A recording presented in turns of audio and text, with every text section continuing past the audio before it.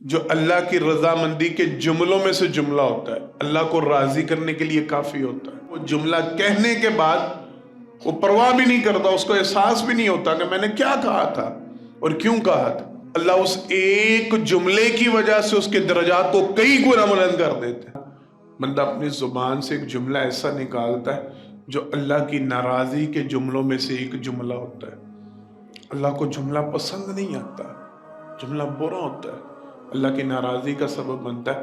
زبان سے نکلنے والا ایک ایک لفظ، ایک ایک جملہ، ایک ایک بول، یہ آپ کے لیے انتہائی فائدہ مند بھی ہو سکتا ہے اور انتہائی نقصان دہ بھی ہو سکتا ہے۔ سرور کائنات صلی اللہ علیہ وسلم کی 3 روایات ملتی ہیں۔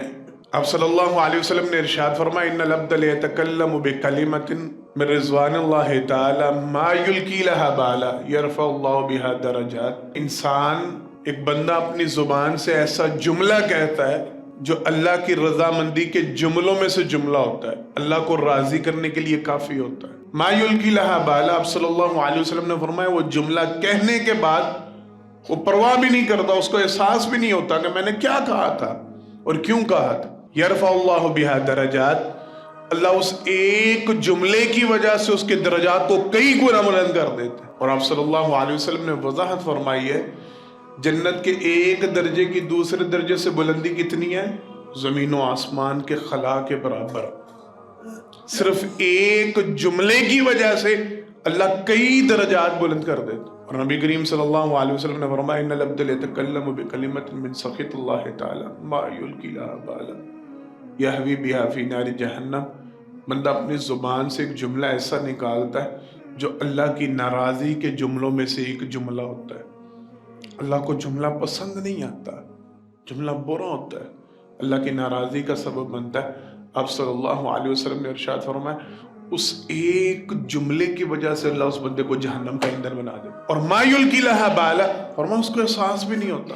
میں نے کہا 3 روایات ملتی ہیں، ایک روایت یہ ہے، دوسری روایت نبی کریم صلی اللہ علیہ وسلم نے ارشاد فرمایا بندہ اپنی زبان سے ایسا جملہ کہتا ہے جس جملے کے متعلق وہ پرواہ نہیں کرتا، اللہ اس بندے کے لیے اپنی رضامندی لکھ دیتے ہیں اس دن تک کے لیے جس دن وہ اللہ رب العالمین سے ملاقات کرے گا۔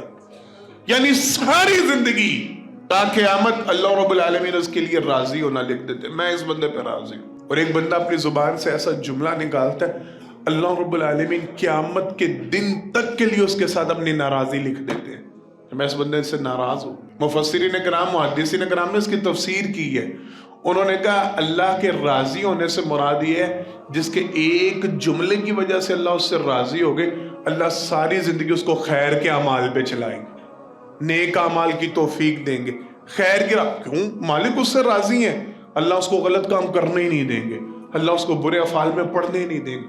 جہنم کی راہ ایسا ہو سکتا ہے کہ ہو بندہ ایسا جس پہ اللہ راضی اور وہ جہنم کے راستے پہ چل رہا ہو، بولے؟ ایسا ہو سکتا ہے کہ ایک بندہ جس سے اللہ راضی ہو اور اس کو دنیا میں نقصان در نقصان ہو رہا ہو۔ ایسا ہو سکتا ہے اللہ کسی بندے سے خوش ہو اور دنیا والے اس کو تنگ کرنے میں کامیاب ہو جائے۔ یہ ساری خیر کا مجموعہ اللہ تا قیامت اس بندے پہ راضی ہو جاتے ہیں صرف اس کے ایک جملے کی وجہ سے۔ اور فرمایا جس بندے سے اللہ رب العالمین قیامت تک کے لیے ناراض ہو جائیں ساری زندگی اس کو خیر کی توفیق ملتی نہیں، پھر وہ گناہ کے کام ہی کرتا، پھر وہ برے افعال برے اعمال میں پڑا۔ صرف ایک جملہ، اور بنیاد کیا ہے؟ زبان، منہ سے نکلے ہوئے الفاظ۔ تیسری حدیث مبارکہ، آپ صلی اللہ علیہ وسلم نے ارشاد فرمایا بندہ اپنی زبان سے ایک جملہ ایسا نکالتا ہے، آپ صلی اللہ علیہ وسلم نے فرمایا وہ اس کی پرواہ نہیں کر رہا ہوتا، اس کا خیال نہیں کر رہا ہوتا، اللہ رب العالمین اس ایک جملے کی وجہ سے اسے جہنم کے کئی گڑھوں میں گرا دیتا ہے، صرف ایک جملے کی وجہ سے۔ ما یلفظ من قول الا لدیہ رقیب عتید، معروف قرآن مجید کی آیت مبارکہ۔